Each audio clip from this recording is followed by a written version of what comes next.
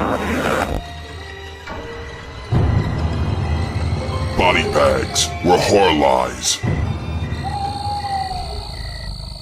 Now take my bitch. She won't complain about shit cause she's my hoe. She don't belong to a trick, so when you fuck her and give her all your cash, I get paid. I put my foot in her ass, I won't marry the bitch. And give her half, I get mo head. And then I laugh at that one bitch shit. I got a gang of hoes, I get freak ass lick these balls and toes. Now stupid little bitches get tossed if they don't realize that I'm the motherfucking boss. Come on down and get your ass pinched. And if you talk shit, get your ass lynched. Cause I'm the B, the I, the T, the C, the H, the K, the I, the L, the L, the A, Sean B. A boy that's bigger than a nut. Cause a bitch is a bitch, is a hoe, is a slut. You say, how can I call a woman a bitch? It ain't nothing but a... Yo, what's up everybody? Welcome to week 73 here on Body Bags. I'm your host Moodz616. And thank you once again for stopping in, guys. Already, it's Tuesday.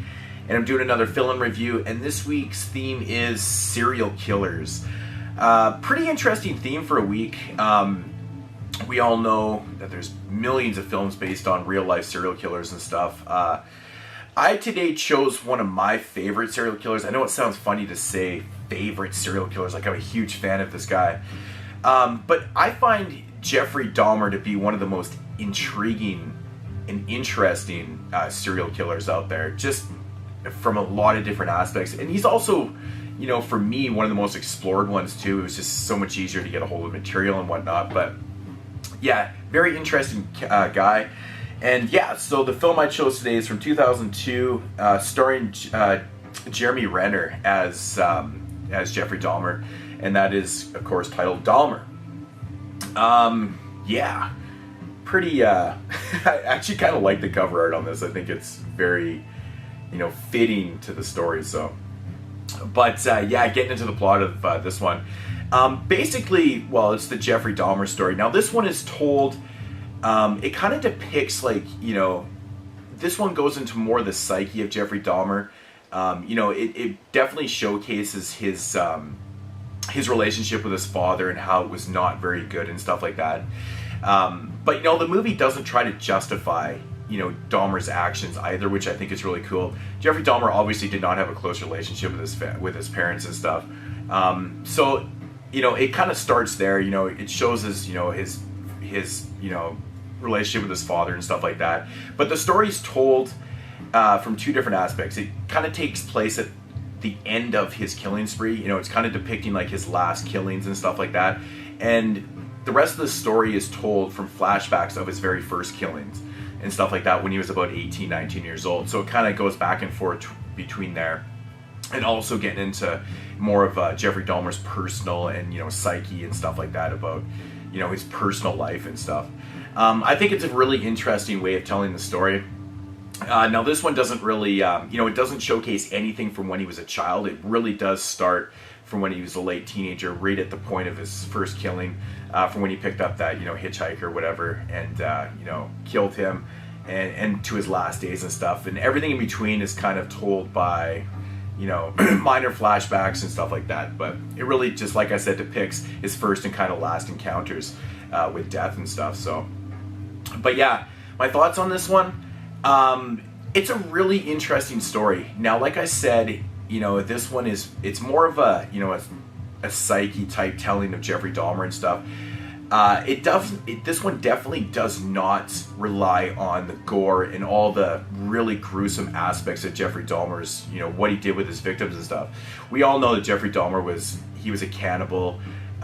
He was a necrophiliac. He did lots of crazy things. You know, he would save body parts, you know, putting them in barrels in his house, you know, cutting off heads, keeping hearts, penises, like all that type of stuff. None of that is really shown, with the exception of, there's a really cool scene in this film where he's having this encounter with his father, and you know, his dad finds this box in his room or whatever, and his dad wants to open it up. It's locked. It's like his old chemistry box or whatever, and Jeffrey Dahmer's like, no, we gotta go, blah blah blah, and stuff like that. He tells him that there's porno in there. He doesn't want his grandma to see. Of course, you end up seeing what's inside the box, and it's, you know, it's ultimately a human head and stuff like that. So you get that in there, but I really do like the way this movie was structured. I love the telling of like his first killing. Like the movie starts out basically with the events of like the last killings, and it's told, you know, to the telling of his first victim and stuff. And I really like the structure that, you know, you really get to kind of feel him and stuff. But I mean, if you're looking for a film that's filled with gore and like that type of aspect, this is probably definitely not for you. This one does run pretty long. It runs just over 100 minutes, but to be honest, it's actually not that boring at all. Like I mean, not that boring. It's actually pretty exciting to watch. It's just a really good character study. I really enjoy this type of film. I know there's other Jeffrey Dahmer films out there and stuff, but this one, I believe that Jeremy Renner did an awesome job. His depiction of Jeffrey Dahmer was just fantastic.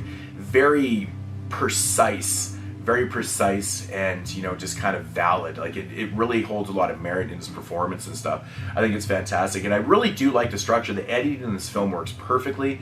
There's some really great scenes where, you know, Jeffrey Dahmer, it'll flash back to him and his dad, and, you know, he wakes up from a binge after he just killed his first victim and stuff like that, and he's kind of like, you know, he's kind of looking in the kitchen to where he chopped up the body and stuff, and he kind of walks around the corner, and it cuts into the present scene where he's walking into his own bedroom and stuff. I think the editing in this was really well done and stuff.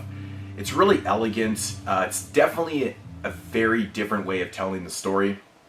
Jeffrey Dahmer, like I said, it's just, you know, those two aspects and stuff. It doesn't get into his childhood. It doesn't get anything into jail and any of the courtroom bullshit and all that stuff. But yeah, this was really good. Really good film. Definitely not for everybody. You know, like I said, if you're looking for more of a gore fest, definitely not going to find it with this one. There is some blood. It does show depictions of what he does with his first victim and stuff, which is actually kind of altered a little bit too, because I know with his first victim, I believe that he ended up actually burying in his parents' backyard. In this one, there's actually a scene where they show him driving out after at nighttime, and he gets pulled over by the police, and you know, he's got these bags in his back, and the police officer's like, well, you know, what are you doing? And he's like, oh, I'm just doing my chores and stuff like that. I'm taking these grass clippings to the dump and stuff. But I mean, that's totally fictionalized because, yeah, you know, that really didn't happen. But otherwise, man, I think the events of what they showed in the film were pretty cool, man. Really well done. I've read up a lot on Jeffrey Dahmer, and it's just a fucking very interesting character. You know, towards the end of his killing spree, I think it started from 1978 until 1991. He actually killed about half his victims in the final year of his killing spree, which was about 13 years, I guess.